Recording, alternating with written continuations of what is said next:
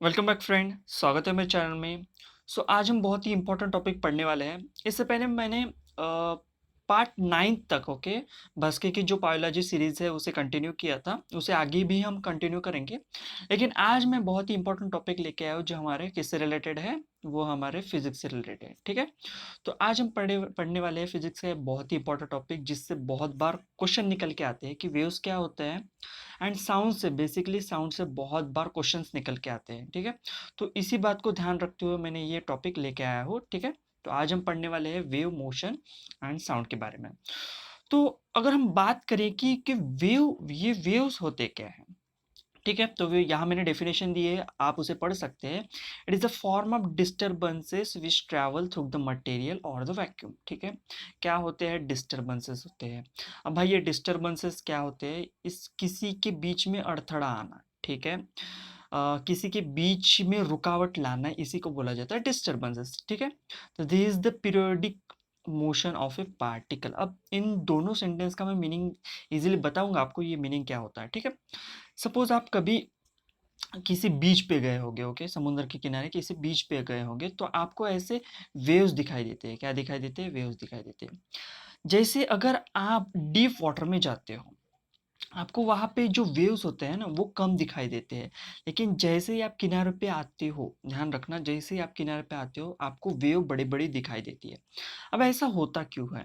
ऐसे दो फैक्टर के कारण होता है। एक तो हमारा होता है विंड के कारण ये वेव्स फॉर्म होते हैं, एंड दूसरा है हमारे जो सी के नीचे जो ज़मीन होती है, लैंड फॉर्म। ठीक है, उस लैंड फॉर्म के कारण होता है। तो कौन से दो फैक्टर के कारण वेव फॉर्म होते हैं? एक तो हो गया विंड एंड दूसरा हमारा लैंड।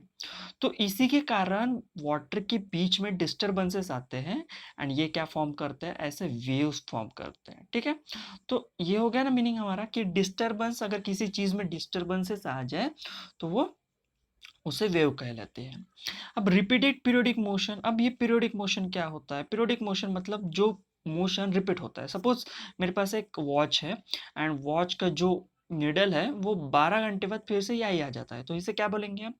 पीरियोडिक मोशन, रिपीटिक, पीरियोडिक और रिपीटेड मोशन। ठीक है ना, तो ऐसे क्या होते हैं, हमारे जो वेव्स होते हैं ना वो बार बार रिपीट होते हैं। ठीक है, एक के बाद एक आते रहते हैं, इसलिए हम उसे क्या बोलते हैं? पीरियोडिक और repeated motion of A particle. ठीक है, तो पार्टिकल का काम यहाँ बहुत ही इंपॉर्टेंट होता है।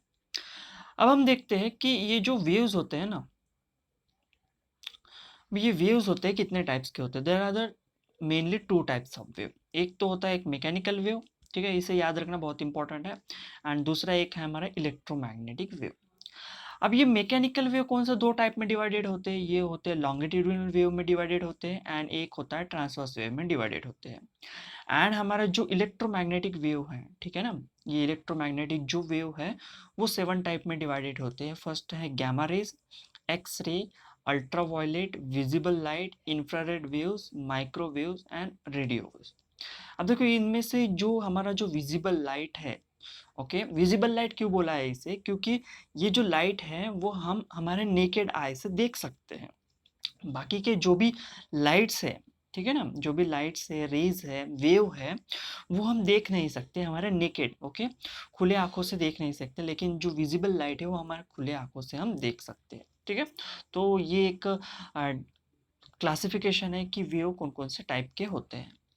अब हम पढ़ेंगे कि मैकेनिकल वेव क्या होता है। ठीक है, देखो मैकेनिक से एक वर्ड याद आता है, मैकेनिक्स। ठीक है, जिस वेव को मीडियम की जरूरत होती है। अब ये भाई मीडियम क्या होता है? ठीक है, तो मैं आपको एक बात बताऊं, सपोज अगर मुझे एक प्लेस से दूसरे प्लेस तक जाना है, कहाँ जाना है? एक प्लेस से दूसरे प्लेस तक जाना है, तो आप क्या यूज करोगे? किसी व्हीकल का यूज करोगे। ठीक है ना, एक प्लेस से दूसरे जगह जाने के लिए। तो वैसे जो वेव्स होते हैं ना वो किसी चीज का ही इस्तेमाल करते हैं for propagation of one place to the another place. अब ये मीडियम क्या क्या हो सकते हैं? ये हमारा एयर हो सकता है, कोई भी मेटल रॉड हो सकता है, वाटर हो सकता है, हनी, मिल्क, कुछ भी, पेट्रोल, कुछ भी हो सकता है। क्योंकि अगर वेव को एक जगह से दूसरी जगह ला जाना है तो किसी ना किसी चीज़ की ज़रूरत गिरेगी, ये वैक्यूम में ट्रैवल नहीं कर सकता। ठीक है, तो इसीलिए उसे मैकेनिकल वेव कहा जाता है। ठीक है ना, सो मैकेनिकल वेव को किसकी ज़रूरत होती है? भाई इसको मीडियम की ज़रूरत होती है, ये हमेशा याद रखना। अब देखो अब सपोज आपने क्या क्या कर दिया, एक वाटर है, ओके, वाटर के सरफेस के ऊपर पत्थर मार दिया। अब क्या होगा, वाटर के सरफेस के ऊपर ऐसा रिपल्स फॉर्म हो गए क्या नहीं, ओके, तो ऐसे रिपल्स फॉर्म हो गए। अब भाई अगर यहाँ वाटर ही नहीं होगा एंड मैं खुली हवा में, ओके, वैक्यूम में ऐसे पत्थर मार दूँ तो ऐसे रिपल्स फॉर्म हो गए क्या नहीं, ठीक है। एंड अब ये जो रिपल्स यहाँ से ओरिजिनेट हो रहे हैं, ओके, यहाँ से प्रोड्यूस हो रही है, कहाँ तक जा रहे हैं, पूरे कॉर्नर तक, कोस्ट एरिया तक जा रहे हैं, ठीक है ना, जहाँ पे पानी खत्म होता है वहां तक जा रहे हैं। किसके थ्रू जा रहे हैं, ये वाटर के थ्रू जा रहे हैं। तब हम बोल सकते हैं कि यहाँ पे ये जो रिपल्स है कौन ट्रांसपोर्ट कर रहा है, वाटर ट्रांसपोर्ट कर रहा है।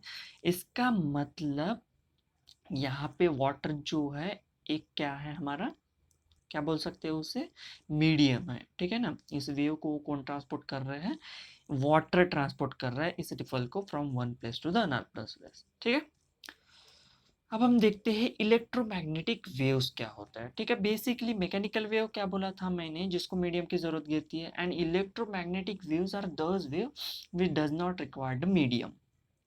मैं इसको मीडियम की कोई ज़रूरत नहीं है, जैसा इसको ना वाटर की ज़रूरत है, ना पेट्रोल की ज़रूरत है, ना डीजल, ना आयरन रॉड, ना एयर की ज़रूरत है, किसी की भी ज़रूरत नहीं है।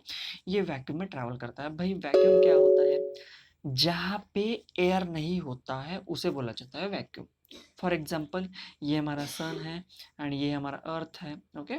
तो अर्थ के कुछ किलोमीटर तक तो ग्रेविटेशनल फील्ड है, एटमोस्फियर है, एंड उसके बाद है क्या कुछ, ओके, यहाँ ये जो हमारा स्पेस जो है इसमें क्या है, हवा है क्या नहीं है, एयर है क्या नहीं है, ठीक है ना। तो इसे बोला जाता है वैक्यूम, ठीक है। तो ये जो इलेक्ट्रोमैग्नेटिक वेव होते हैं वैक्यूम में ट्रैवल कर सकते हैं, इसको मीडियम की कोई ज़रूरत नहीं होती। अब फॉर एग्जांपल अगर मैं एक एग्जांपल ले लूँ तो एक सेंटेंस पढ़ लेते हैं हम, light and heat wave can travel through the vacuum, okay, या वैक्सीन नहीं है, स्पेलिंग मिस्टेक हो गया। तो लाइट एंड हीट जो होता है ना, ये वैक्यूम से ट्रैवल करते हैं। Here distance doesn't affect on the speed of wave. अब देखो, डिस्टेंस जो होता है इलेक्ट्रोमैग्नेटिक की स्पीड पे कोई इफेक्ट नहीं करता है, ठीक है। अगर मैं बोलूँ कि सन से जो भी हीट हमारे अर्थ के ऊपर पहुंच रही है, ठीक है, अगर वह इसके बीच में कोई हवा है क्या, नहीं, लेकिन ट्रांसपोर्ट कैसे हो रहा है, तो these are the electromagnetic wave. कहाँ से, लाइट भी आ रहा है सन से हमारे एंड हीट भी आ रहा है, वो हमारे अर्थ तक पहुंच रहा है, ध्यान रखना, कहाँ तक पहुंच रहा है, हमारे अर्थ तक पहुंच रहा है, लेकिन ये वैक्यूम थ्रू आ रहा है, ठीक है ना। तो इसी फिनोमेना को बोलते हैं रेडिएशन, ओके। तो रेडिएशन के बारे में बाद में पढ़ेंगे, लेकिन बेसिकली ये जो लाइट है एंड हीट है ना, ओके, तो ये हमारे स्पेस से वैक्यूम से ट्रैवल करती है, ओके। तो आइंस्टाइन ने एक बात बोली थी, तो एक बात मैं इम्पोर्टेंट यहाँ बता दूँ कि ये जो इलेक्ट्रोमैग्नेटिक जो वेव्स होते हैं ये लाइट की स्पीड के बराबर ट्रैवल करते हैं। इसका मतलब लाइट की स्पीड कितनी है, 3 × 10⁻8 मीटर पर सेकंड। कितना है, 3 × 10⁻8 मीटर पर सेकंड। अगर कन्वर्शन कर दो तो कितना हो जाता है, 3 लाख किलोमीटर पर सेकंड। कितना, 3 लाख किलोमीटर पर सेकंड। एंड इसी इतनी ही स्पीड से ये जो इलेक्ट्रोमैग्नेटिक वेव जो है इतनी ही स्पीड से वो ट्रैवल कर सकते हैं, लेकिन इसके ज़्यादा स्पीड से वो ट्रैवल नहीं कर सकती इलेक्ट्रोमैग्नेटिक वेव, ओके। तो आइंस्टाइन ने ये फार्मूला दिया था, आपको अगर याद होगा ओ, तो E = mc²। आपको याद होगा, बहुत बार पूछा जाता है एग्जाम में, E = mc² का फार्मूला है, तो यहाँ पे ये इम्प्लीमेंट होता है। तो ये कुछ एक टॉपिक है लॉन्गिट्यूडिनल वेव,